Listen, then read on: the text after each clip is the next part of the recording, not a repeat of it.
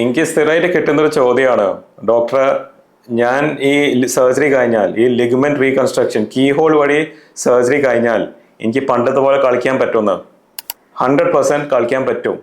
ഇത് എപ്പോൾ ഇഷ്യൂ വരുന്ന വെച്ചാൽ ഗെയിം കളിക്കുമ്പോൾ, ഇപ്പം നമുക്ക് തൽക്കാലം മുട്ടിൻ്റെ കാര്യം പറയാം. ഫുട്ബോൾ കളിക്കുമ്പോൾ ലിഗമെന്റ് പൊട്ടിപ്പോയാൽ നമ്മൾ കീ ഹോൾ, അതായത് ആർത്രോസ്കോപ്പി വഴി അത് ശരിയാക്കി കഴിഞ്ഞാൽ സർജറി മാത്രമല്ല, അതിന് റീഹാബിലിറ്റേഷൻ എക്സസൈസും ഫിസിയോതെറാപ്പിയും അത്ര ഇമ്പോർട്ടൻസ് ഉണ്ട്.